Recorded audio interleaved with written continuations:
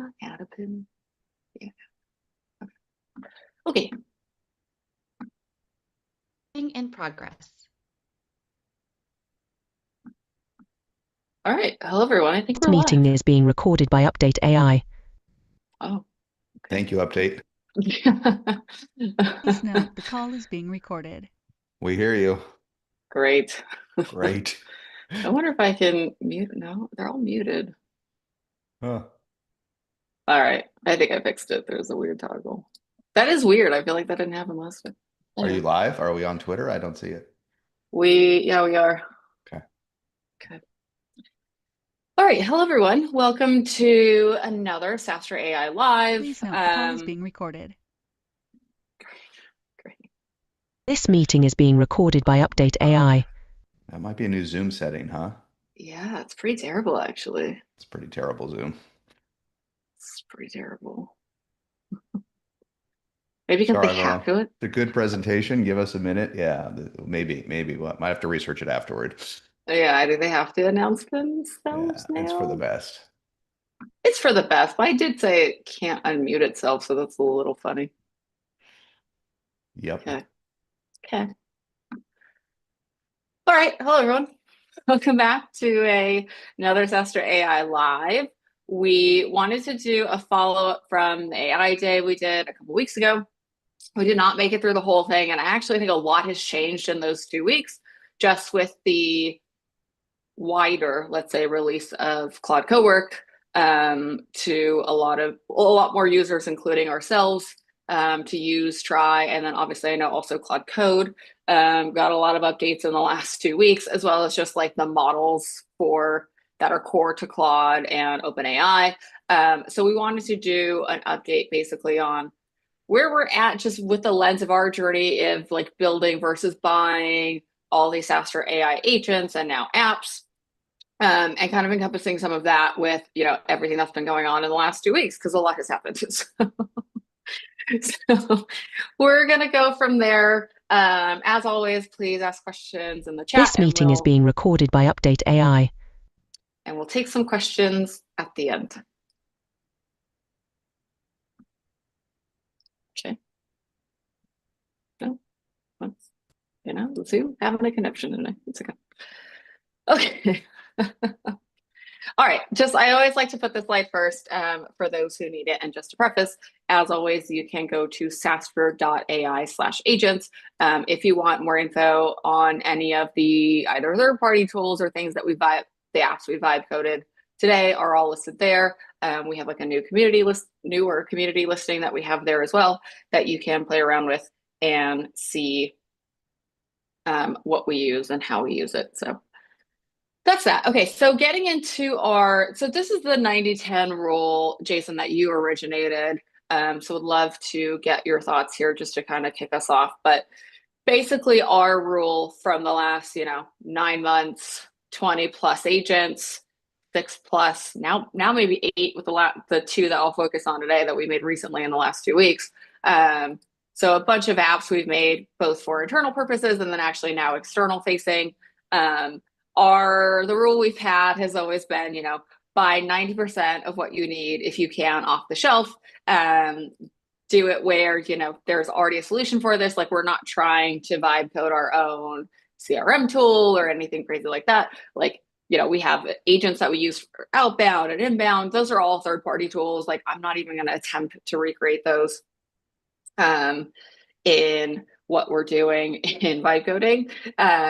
So that's an interesting mix there. So we've pretty much bought 90% of what we've needed and only built the 10% where we either couldn't find a solution that really already existed pretty close to what we wanted off the shelf, or we had, in the case of our AI VPM, that'll walk you guys through a bit more, where we had a bunch of proprietary data that I had in one place. I basically had on my computer. We had like a bunch of years of data. I couldn't find a tool. And so that was also a reason where we went into the 10% of where it didn't exist. And then also more recently, I'll show you what we did with Claude Cowork and vibe coding is I actually did replace a tool in the last week we were paying for. So this is kind of a new I don't know if you would consider it a caveat to the role, Jason, but this is a new one where, we were paying for a tool. It did some of what we needed off the shelf, but it didn't do enough. And so that's where I decided it was worth the effort to build our own tool in this scenario.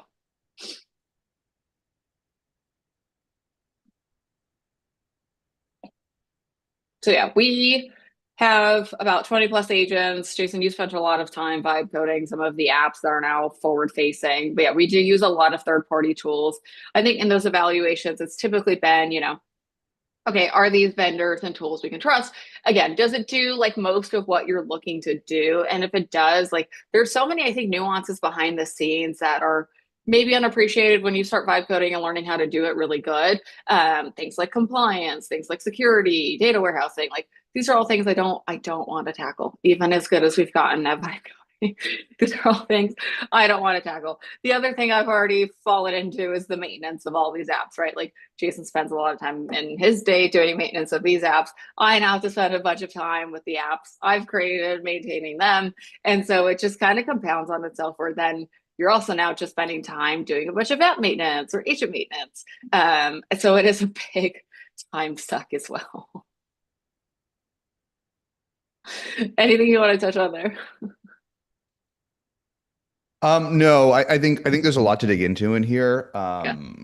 The only sort of meta thing I'll add for folks is Amelia will show you we rebuilt what I call an n=1 app. So the one this is just I want to go deep on what the apps you guys might be used that we use, but Amelia will show you we built this sponsor application for our sponsors. We have 150 sponsors for SaaStr AI in 2026 and may come. And what is interesting at a higher level is there is third-party application for these, what is called Sponsor Portal. It's a niche category of software. It's not big enough to justify significant investment. And the products are not, they just have not kept up with 2026. They're terrible. So we didn't want to build one. We built our own version of something we could buy for 5K and 10K and have for years, and we'll show you why. But I think there is a risk for folks building vertical apps, building niche apps. No, you should not build an agent if you can buy it or an AI app. But if you fall behind too far, folks may build it out of frustration. And that's more what we did rather than try to cancel our Salesforce bill. But this was one where we were driven to frustration by the mediocrity in this event software space to finally build our own. And it works. So it would be that's a lost customer forever for those vendors. So we'll show you that though. Keep going.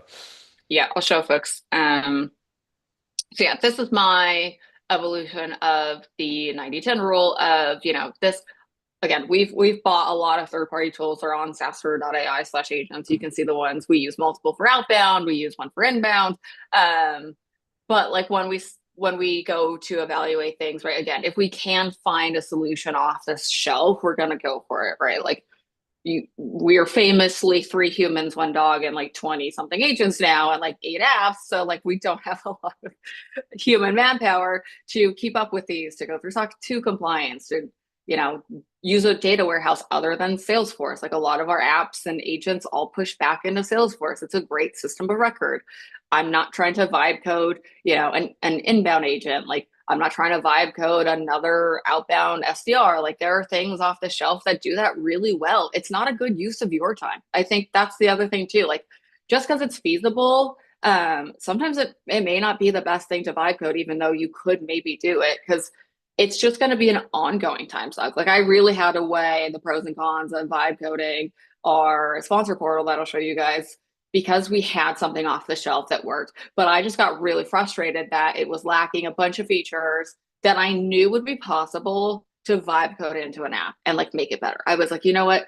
This tool that we're using off the shelf has no AI, literally 0 AI. And this is not a knock on them. Like this is maybe just a category of like event software has been untouched for a very long time. So, hosting SaaStr Annual, doing these events has been always a sore point of frustration that we're kind of hostage to a lot of vendors we end up having to use because there isn't anything better out there. But I knew it would be feasible. But I was not keen on doing it because I knew it would take time. I knew to build in some like AI native features is like not my strong suit when it comes to vibe coding. And the other biggest thing was I really did not, Jason knows this, I did not want to tackle single sign-on. I was like, that is complicated. Like, I am not an engineer. I, have been a go-to-market person. I don't know how to fix that. If I was like, what if that breaks? Like, I'm screwed. Like, I basically actually ended up giving myself a limit of like, okay, if I can't get single sign-on to work in a vibe coded app in a day, then I'm just going to use the off-the-shelf tool because I can't spend that much more time on it. Like, I will give myself a day, see if I can do it, see if I can get the integrations to work, see if it'll work for real. And then I'll do all the other features because all the other features are like fairly simple.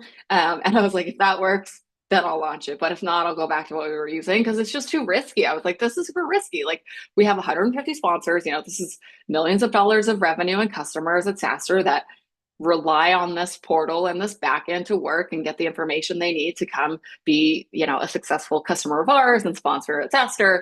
And I was like, there's just a lot riding on this. So it was definitely scary. And I would say the thing that kind of tipped me over the edge was, one, we're 9 months in, right? So I wouldn't say if you just started vibe coding or if you've been kicking yourself on, okay, I need to start learning how to vibe code apps so I can see what's possible. I would not tackle this day one, right? This was after we've done, the valuation pitch calculator, the pitch deck creator. We have, SaaStr.ai is on a vibe coded website. SaaStr London was on a vibe coded website. Like, SaaStr.ai is a vibe coded website. Like, this is after multiple vibe coded websites forward facing in production before I tried to even fathom tackling something like single sign on, because I knew from those experiences that it was going to be complicated AF. I was like, it's going to suck.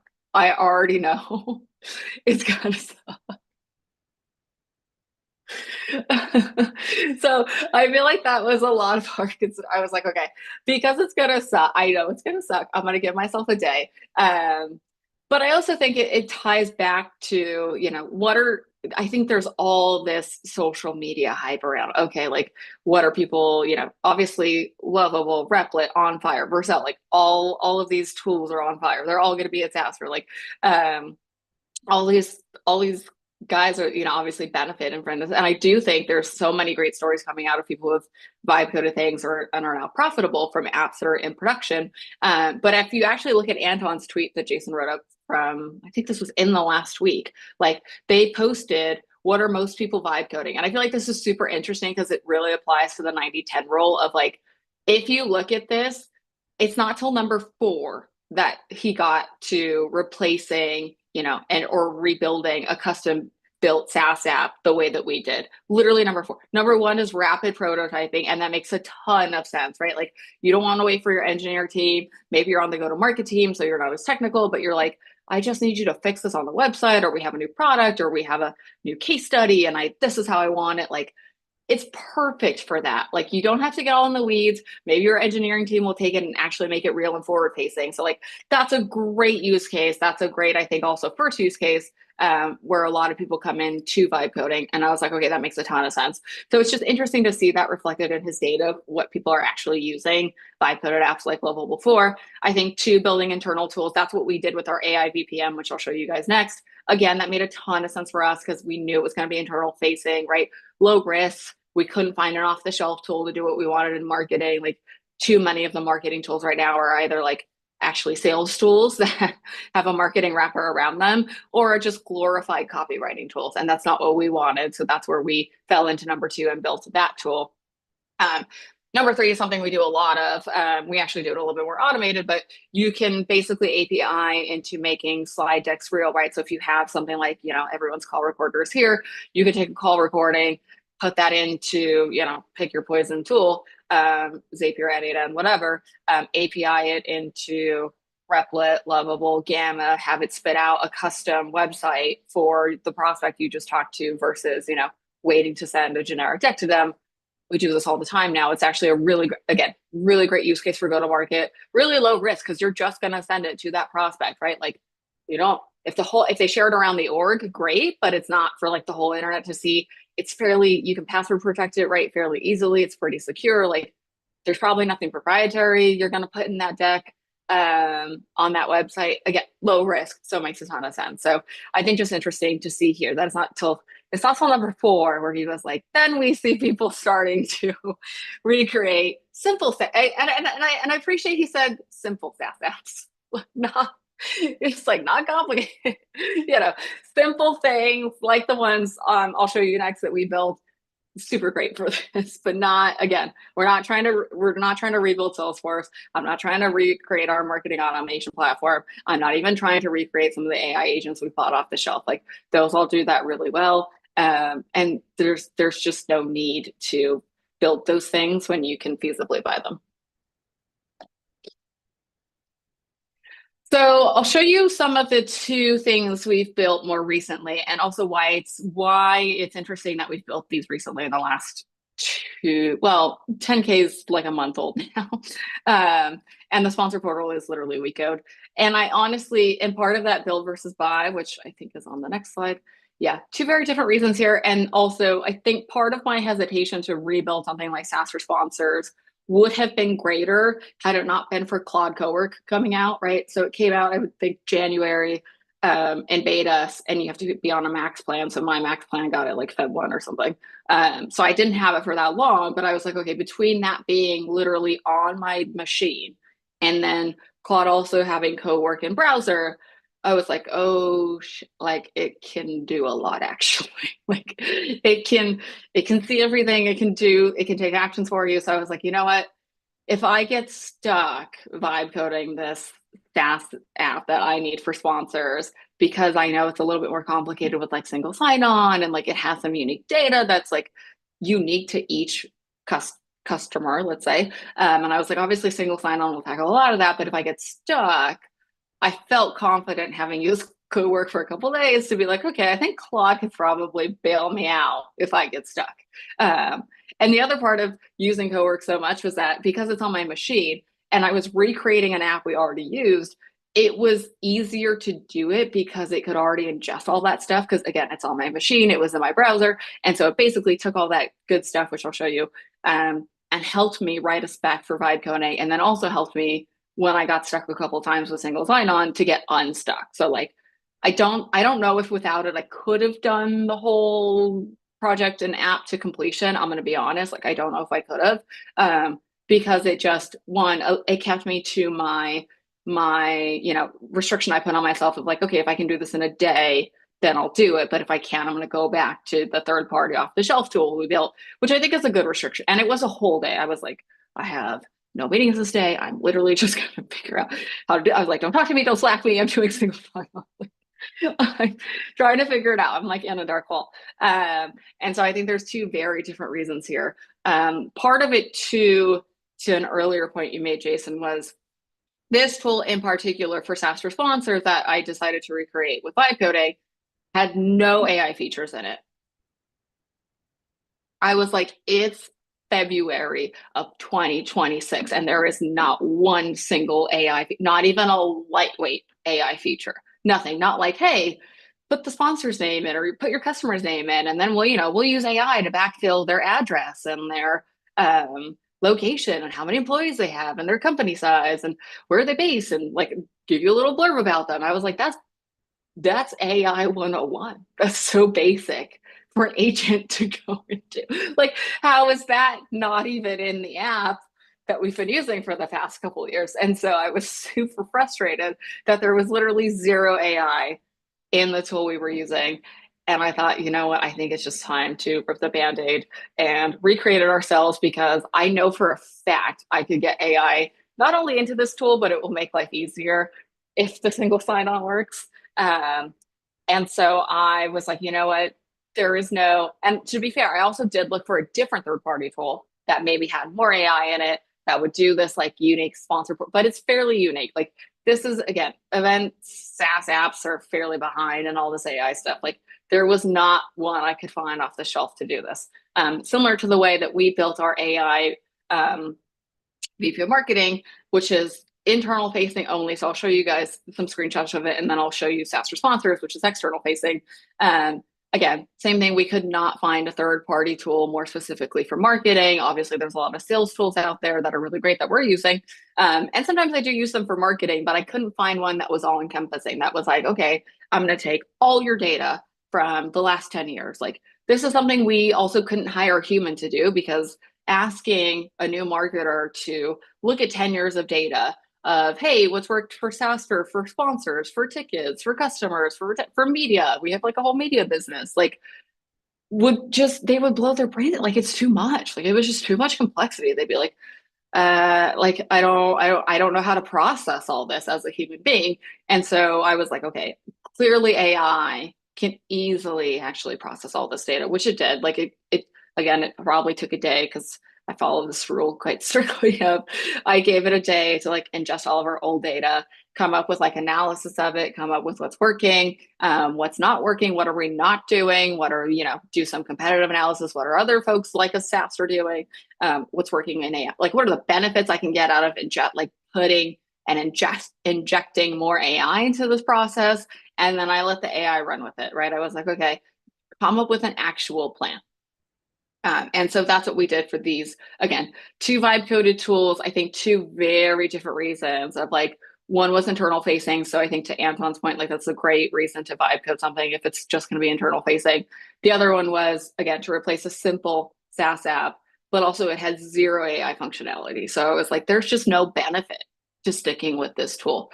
I'll also say, maybe to take a different angle on it, if that's you right now, that's where I would be worried. Like, if you feel like your app has zero AI, that was literally my first frontier to try and replacing something. And I was like, my bar is, does this tool already have AI in it? And it didn't. So I think if that's you, I'd be a little bit more worried. But Jason, I'd like to get your take on that there. Sorry, say that again.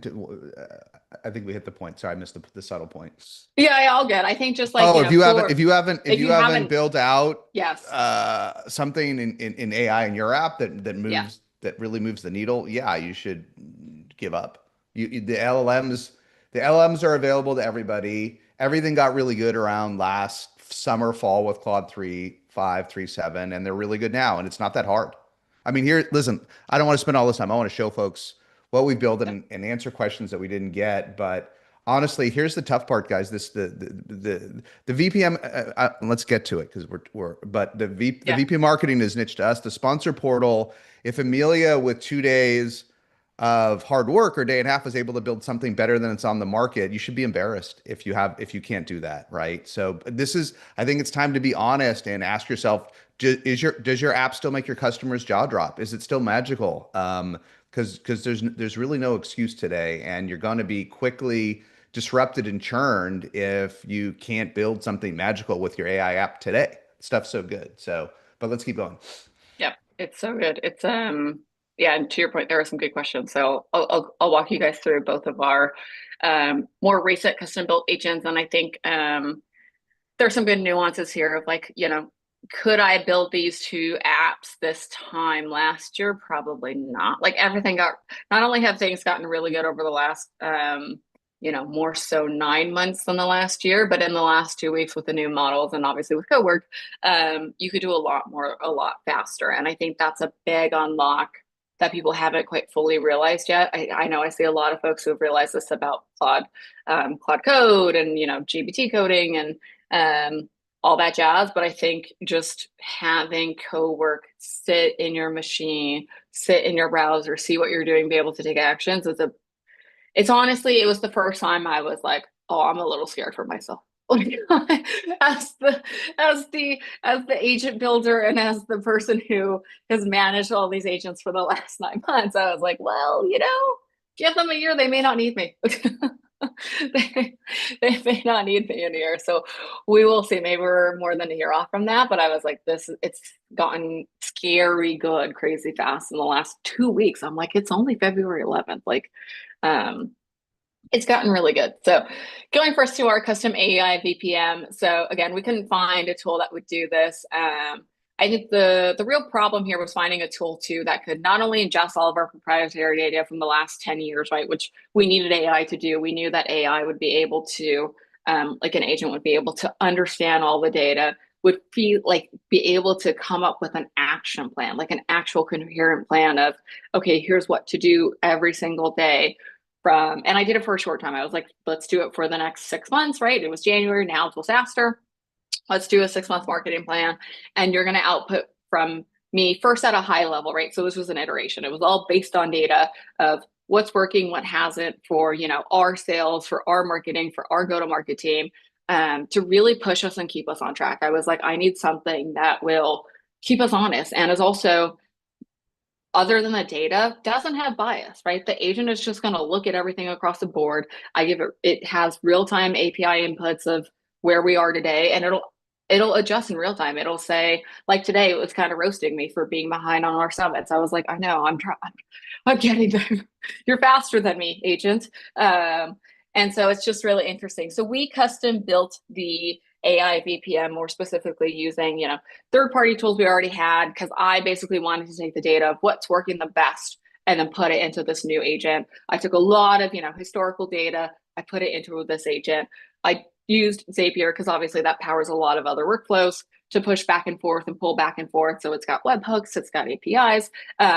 It uses Salesforce as, our primary data instance. Again, I'm not trying to recreate the wheel on that one. It's a really great way to have data. That's plus Salesforce already has a lot of data, right? It's got 10 years of SaaStr data. So I'm not going to try and recreate that. I'm just going to push and pull from Salesforce because it's already there, push everything back in the cloud. And then we used Replit for this one to build an internal agent. You can use Replit or Lovable to build your internal agent. So we built 10K for two very specific reasons. One, because we needed more of a marketing orchestration tool and we couldn't find one, but two, also because, we wanted something that would help us get to keep us honest, get us to the first 10K attendees for SaaStr annual this year and help us drive the first 10K of revenue.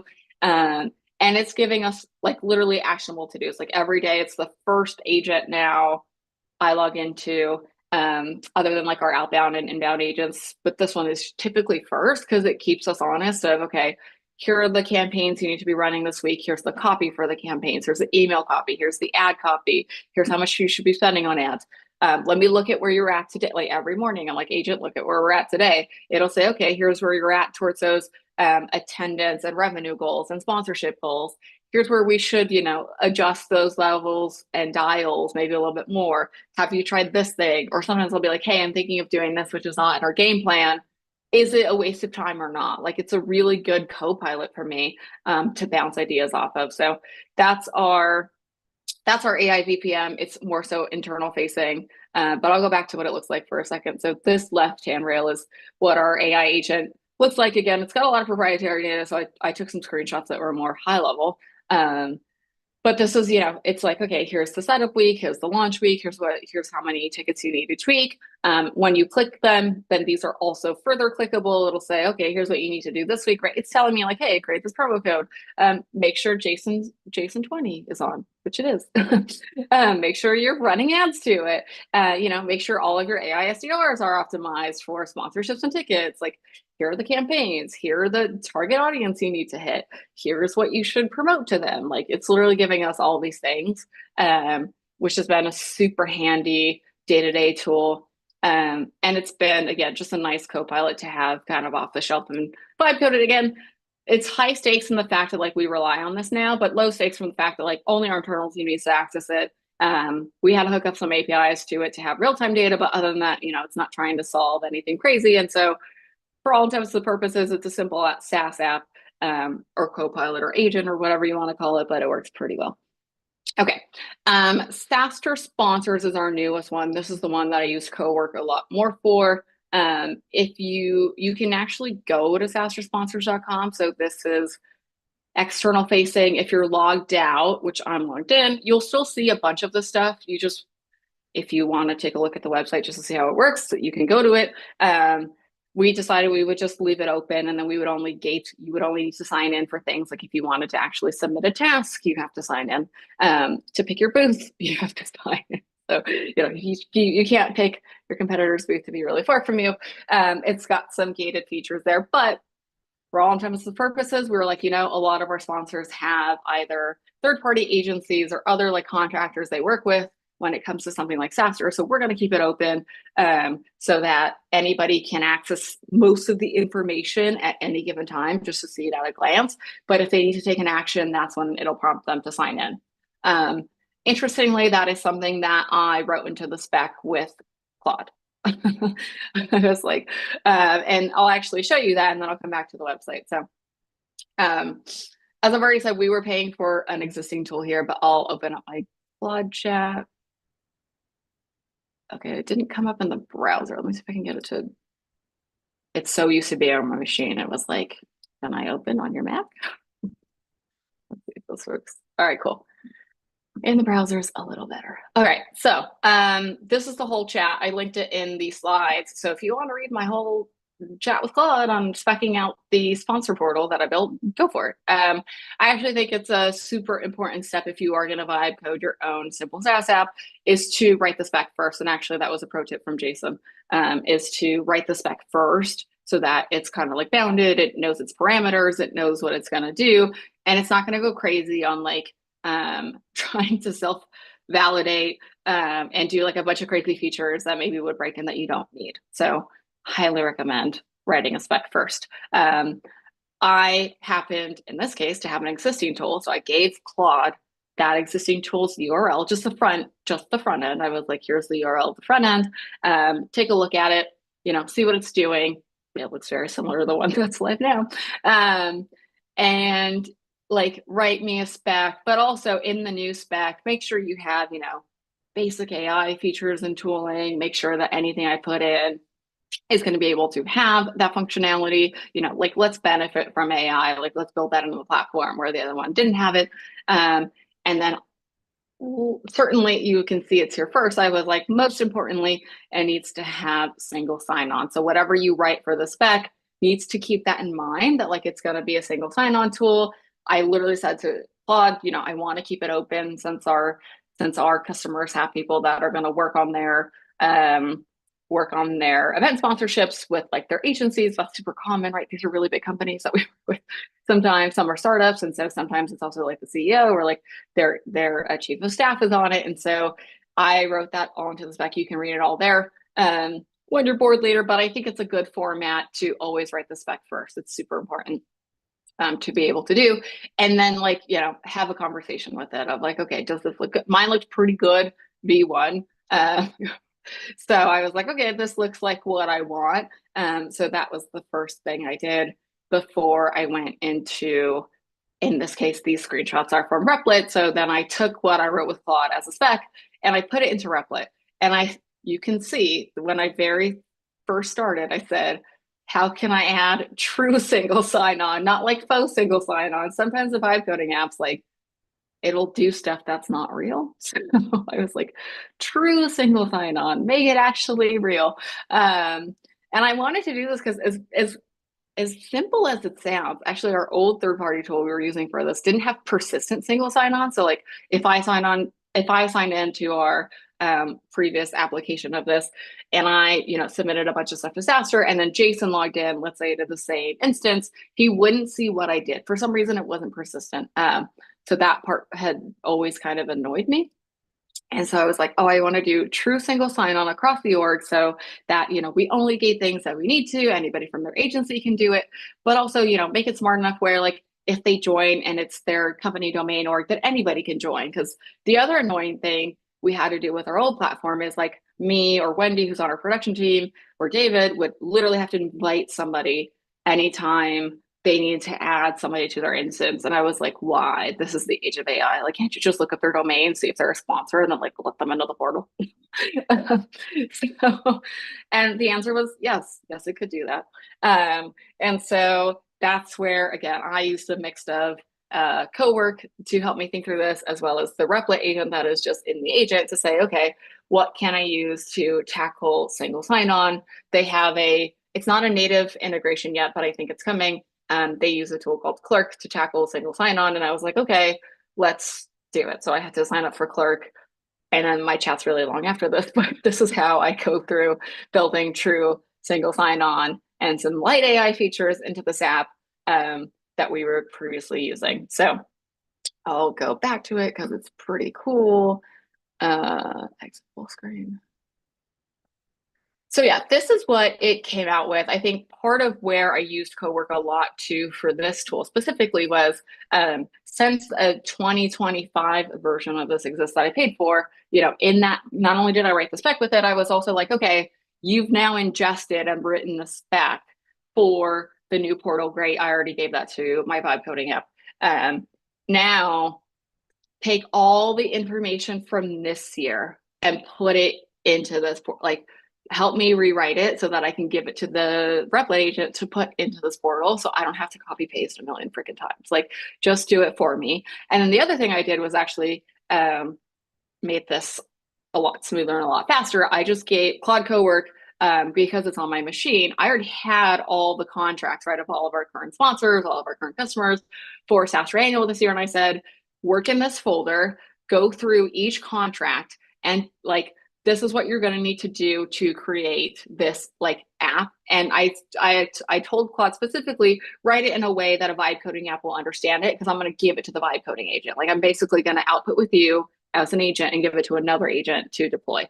And it said, okay, I'm ready. And then it worked in my, on my machine in this folder. It went through all the contracts, etc.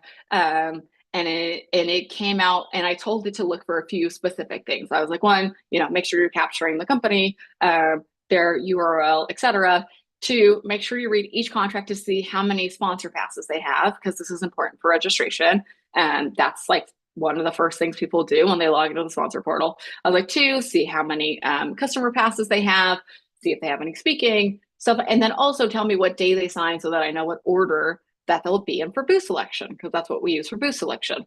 It did that in, I want to say it took like an hour, because there's a lot of contracts they had to read. They're a little complicated. And I checked it. So maybe a little less than an hour, but let's just say an hour. It took Claude Cowork an hour to do that. And then I told Claude, okay, great. Like all the data looks good. Now go into our event registration platform, which we use Bizzabo. And I was like, give Bizzabo the sponsor codes it's going to need. So like, everybody has a unique sponsor code. So like go into it, like click into it, because I had it open on my browser. I was like, just click into it and start creating the codes.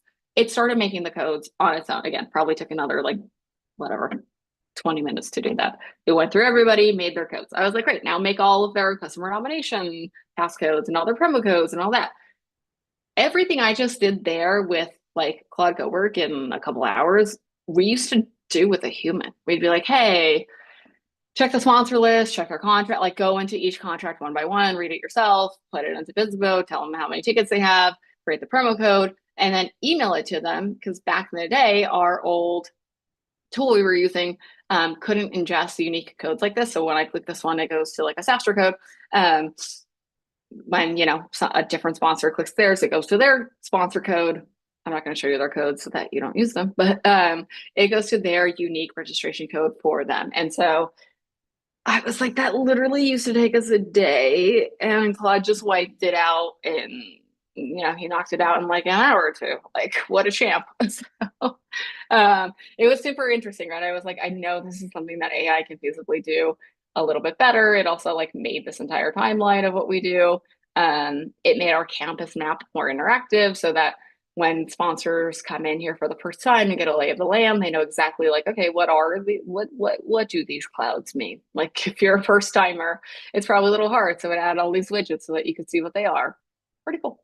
And so there's a lot of other stuff in there. Like I said, you can feel free to go to SaaStrsponsors.com. That's what we built. May not be relevant to, well, if you're coming to SaaStr, it's still got like the days and times on there.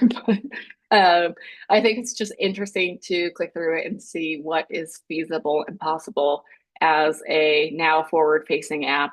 I'll say my biggest fear I had when I tested, I would say it took me like an extra half day on SaaStr sponsors to deploy, just because I was testing everything so much. I was like, I have not done, again, I'm not an engineer. I've not done single sign-on ever before in my life. This is the first time I'm doing it. So I want to make sure it works. So I would like sign in as like different emails, and I'd be like, okay, let me try to submit something there and do something there. And I was like, I don't know, it worked. Like I kept waiting for it to break a little bit more. I was like, I don't know. I was like, the single sign-on is working. Like, could it be that we've built a better vibe coded tool than what we were using previously? And this is the first iteration of it, right? Like, it's February. There's still some time to SaaStr, so we're going to build a few more things into the SaaStr sponsors. But it was, again, I don't know if I could have done it without the co-work element involved. Maybe it would have taken me a lot longer. I also got like a little bit stuck at one point with single sign-on, and it was like, try to tell Replit to do this. And I was like, okay, I told it, and then it worked. So it did help a lot as like my buddy for me to get this all done. But what's the catch, right? And then we'll do Q&A. So I think I mentioned it at the top, but biggest catch here is, again, if you're just starting to explore vibe coding, if you're in one of those 3 buckets of you haven't really built out an app or agent yet that is to this level of sophistication, I wouldn't feel embarrassed in any way by that. Like, this was it's still simple on the surface, but was still a little bit more complicated to deploy. And so I don't think I could have done it, 9 months ago. This is only having built other apps into production, different websites, different things that are now out there in the universe, that I knew feasibly it could be done if I just solved this single sign-on thing. And so that was the biggest risk. And so I spent a little bit more time on that. That was the majority of my time, is making sure that would work, and then programming it, and then doing a bunch of extra testing, because I was like, I don't want to send this to 100 sponsors. And then I get 100. I was like, my worst nightmare is if I code this thing, I send it to 100 people, and they're like, Amelia, I can't log in, or I can't do this, or my registration code is wrong, or it told me I was a platinum and really I'm a gold. Like, I had so much fear that it was going to get some of this wrong, that I spent extra time testing it. And I was like, I don't know, man, I've tested it all I could. Like, it's working. Like, it works. And so then I sent it to like 12 sponsors. I was like, let me send it to 12 people, see if it works. And then they were submitting, there weren't any issues. I could see what they were submitting, because I also told the app to build me what I call a super admin backend, so I can see anytime somebody submits anything, which is super cool. Which the other tool didn't have. And so this was really, again, it was a scary situation, but one where I was like, okay, I've tested it enough. I just have to ship it to the first 12 people, see if anything breaks, and then go from there. But it was honestly my worst nightmare to be like, if this doesn't work, I was like, I'm just gonna go back to the other tool if it doesn't work, because I can't deal with like 1,000 emails that they can't get into the portal, because the benefits will not outweigh the cost. But yeah, the other thing is, like, I do keep futzing with it, which I need to not. Like, there are other things I want to build into this portal now where I'm like, what if we did this, and what if we did that, and what if we did, like, now that all the basics work and they're working fine and they work well, I'm like, there's all these other things I want to do now. But I actually need to stop futzing with it. It's hard to do that, I think, to some degree, because it's also a little bit detrimental to my time. I'm like, I just need to, again, that's not something I would be doing if I just bought an off-the-shelf tool. Like, some of them are how they are, right? Like, you can do some additional agent training and you can do new campaigns or whatever, but you're not futzing with the actual like app and the back end itself. So I was like, I'm just gonna stop because I have to. So all of that to say, can you really vibe code an app into production? You can, but obviously with a lot of asterisks and daggers there. It should be something simple. It should be something where, you have something either proprietary or stuff like this where you can't find an off-the-shelf solution. Again, if you boil down the things we've done with it, which are, websites, valuation calculators, now this SaaStr sponsors one, which is basically a project management tool, if you think about it.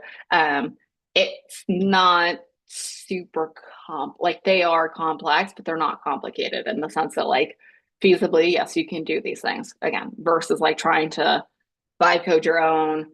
I'm not going to try and vibe code my own CRM and like recreate 10 years of data and touch points and who opened this email and when. Like, that's too complicated. I'm not going to, it's also just not worth the trade-offs of, buying Salesforce versus building something like this. I think too, why we've bought versus built a lot of things we use is a lot of these third-party tools, at least today, are, they're compliant, whatever you need. Some of you will need like SOC 2 or whatever, or ISO, whatever it is.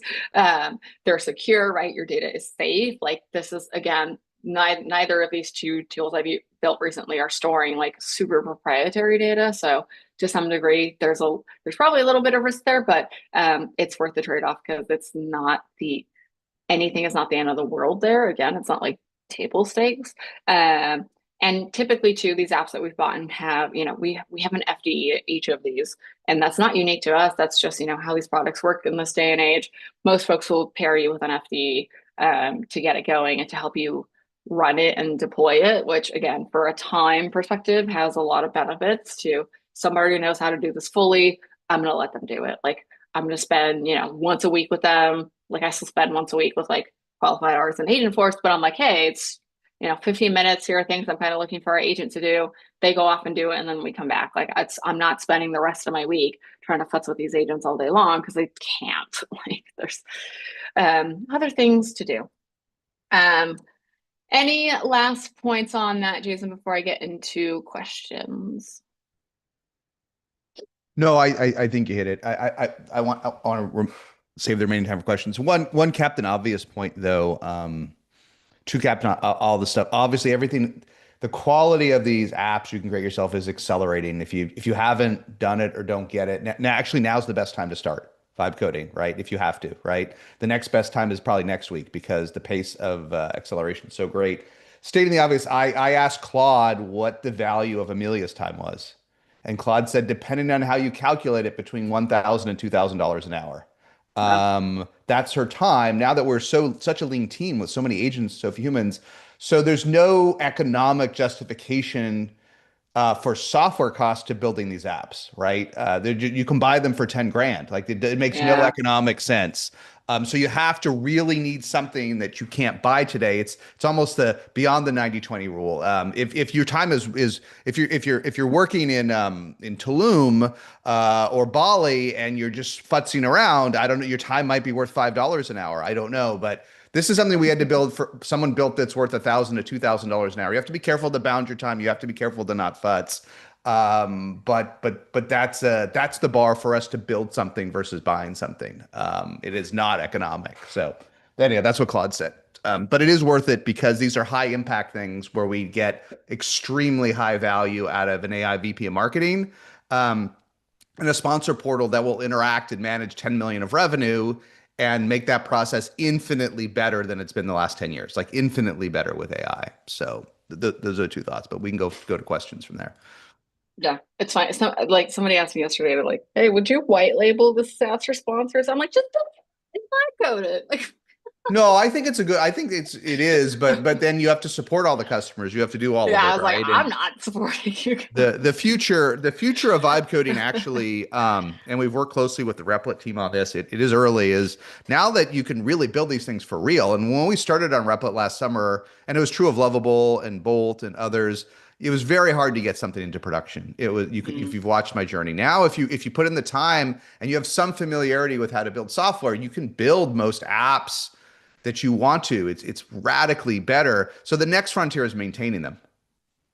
And all the stuff, if you talk about vibe coding, is about building, getting going. And we're going to have a whole Replit vibe code at SaaStr AI 2026 in May 12th through 14. And we'll help you build apps and come. It'll be fun. You can build your own B2B app together. It will be very unique. And we're going to promote that all. And we're going to have a whole day called SaaStr Deploy on the 12th, just about deploying agents. We're going to teach you how to do all of it and get you into production. But now that you can actually build these apps, who's going to maintain them for the next 5 years? So white labeling sounds fun, but for us, if we couldn't make millions from it, it wouldn't be worth doing the customer facing side. And so let's get to more questions, but the interesting frontier, not to get distracted, is who will maintain these apps. And now that we have 10 or 20 agents running and probably 10 apps we built ourselves, it's us, right? And so the maintenance goes more and more to the top. So issues to work on in 2026, but very interesting. Yeah, I do hope one of my agents, probably Claude, can get good enough to manage the others a little bit more. It's a dream right now. No matter what X It's says, a dream right it's a now. dream. I know. It doesn't, sometimes it relates to the first question that we have.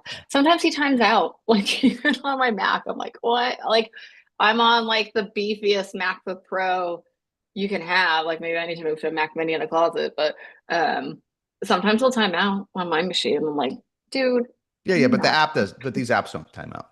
Yeah. So Yeah, it's they just a don't. little funny. Okay, the first question from Steve was, is there any advice on a good way to store and reuse prompts to reuse over and over or to test in different LLMs? I have 15 minutes I've uploaded into Claude and it keeps crashing. Any ideas?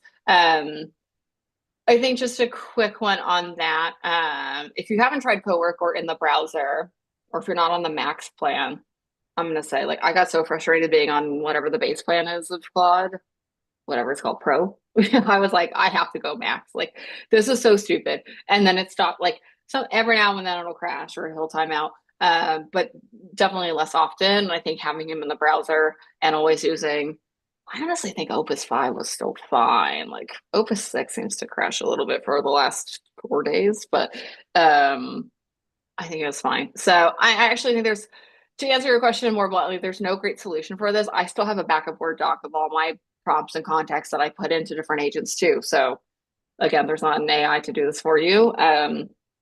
So that's unfortunately still the short answer there.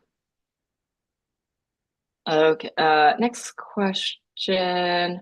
What percent of your are you able to share more insights? Yeah, okay, we touched on this a little bit, so I'll try and rephrase the question a bit. So the next question from Kelly is what percentage of SaaS companies are you seeing now get hit with the current market conditions? This is probably a better question for you, Jason. Are you able to share anything about your conversations with folks in the SaaStr community on what makes them successful to avoid some of the kind of market reaction lately? Well, look, the market reaction's brutal. I mean, Shopify had an incredible quarter they just announced while we were doing this, growing 30% at I think 12 billion in revenue. And it's you know what the market did? It's down 10.4% today. It's brutal out there.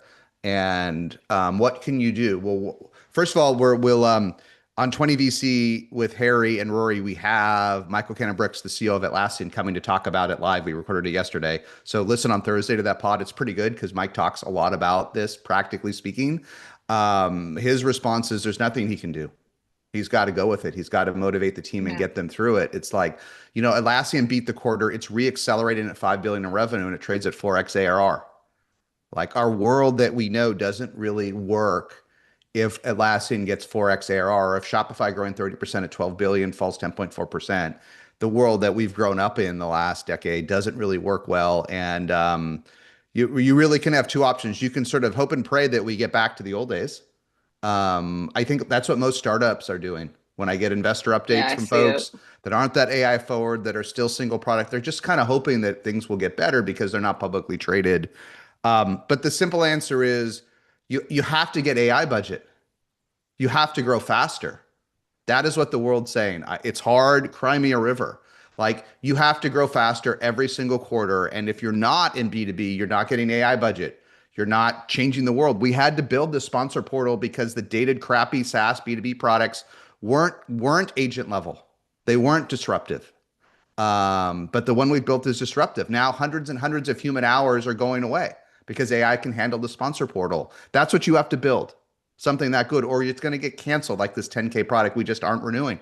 They may not even know yet because we've ghosted them. We don't need them. There's no chance to save the deal. We've already built our own. That's happening to folks. You're either at the cutting edge of AI or you're getting displaced. And the question is just what's the speed? If all your customers are on 5-year contracts, you can hide if you want. But everyone, there is no middle ground anymore. That's the best advice I can tell you. Yep, it's a good one. Yeah, I think too, if like you're, maybe And less then one versatile. last thing I would say to founders Mhm. on this. I wrote this on Twitter yesterday, and then I'm a longer post on SaaStr. Ask yourself, calmly use your own product. Is your jaw dropping? Is your jaw dropping? If anyone that has even a couple million in revenue up to billions, at some point your product was a jaw dropper or you never would have gotten there. You utterly changed the lives of a stakeholder, of a customer. They didn't buy you because you're 1% better. They bought you because you're jaw-droppingly better, at least for some niche use case. Be honest, in the age of AI, are you as jaw-dropping as Claude? And if you're not, that's why you're decaying. And you've got to find that jaw-dropping AI moment where your jaw drops that your AI agent is so good you can't believe that was even possible 6 months ago. That's how you're going to build a $10 billion company today, or you're going to end up trading at 1 times revenue. There's nothing in the middle. So ask Yeah. yourself honestly, would you renew your own product today? Would you pay more for your product than last year? And would your jaw drop if you're exposed to your product? Or are you trying to ram something through with a decaying sales and marketing team that is not a jaw dropper anymore? That is not a wow moment. Where's your wow moment from AI? They're all over the place. All the SaaStr AI tools we put up on SaaStr.ai/agents they're wow that your jaw drops when you use them, right? Sam Blond launched a tool, Monaco. It's our next AI SDR tool. Like, we don't need another Yep. one. It launched today. You can find links to it on our agent page. It's even better than the other ones. You know what it does That's with pretty this good. Monaco one? Like, it finds your ICP, it calls them for you, and sets up a phone call or a meeting for you directly. You don't It's even pretty have to good. do any cadences or anything. It literally sets up meetings for you in your calendar for real that have been Yeah. confirmed with a human. I mean, that's a jaw dropper, isn't it? Amelia didn't Yeah. even believe how good it was until she saw it. And it's a jaw dropper. You Well, want to pay also, 50K, 100K for a jaw dropper? Yes. Do I want to pay $200 a month for another crappy project management tool? No. That's today. yeah, I give as just to tie it all in, right? Like, I think the big thing that tipped me over the edge the last 2 weeks was like, I was like, okay, this tool, like, I was like, it's time to redeploy our sponsor portal. But again, the one we've used has zero AI, and that kills me. I was like, I can't be SaaS or AI and deploy something that has no AI in it. Like, that's just one, totally terrible that they haven't done at least the very basics with AI.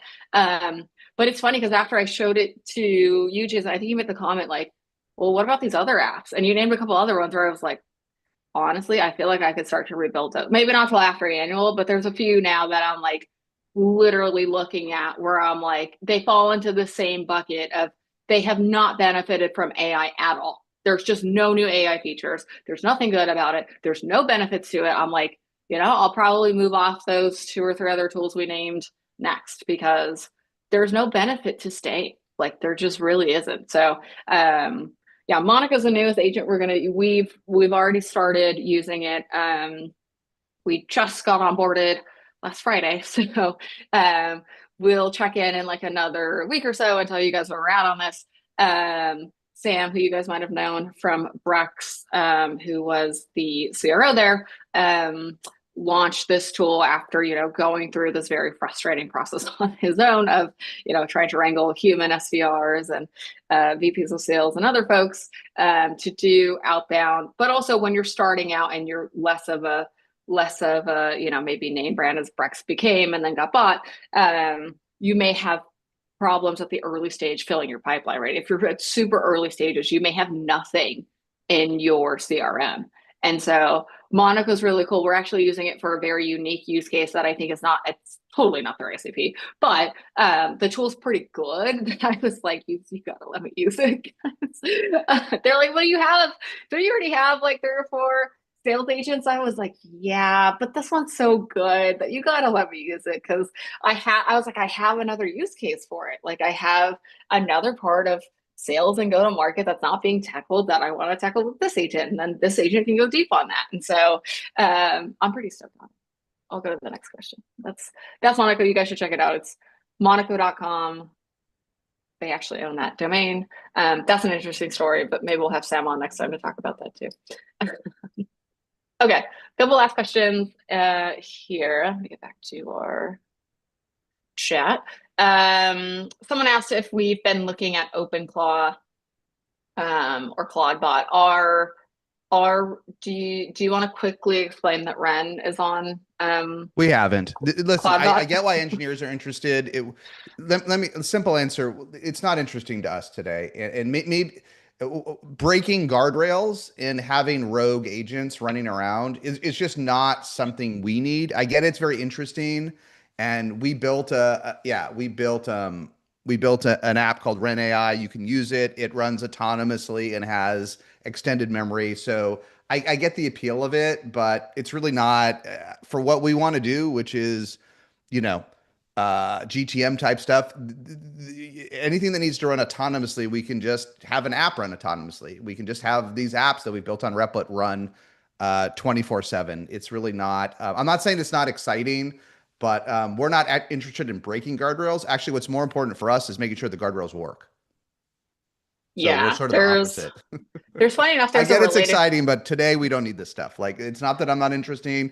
We're all over Moltbook. You can watch the things our agent wrote about buying Yeah. $400,000 of watches that we didn't ask for and other things, which are all sort of fake that our agent wrote, and we've built versions of it. But I know I just think that what's much more exciting is just having well guardrailed agents that know your data cold and can run on their own. That's all we need today. So I'd say we move on to the next question. Yep, there's a good one. Kind of related to security and some of the points I made earlier. So you know this because it was one of our apps that broke last week. But this question from Steve was, you mentioned that some of your web page apps are public facing. What are you doing currently to protect the vibe coded apps and tools from attacks? How have you tested this?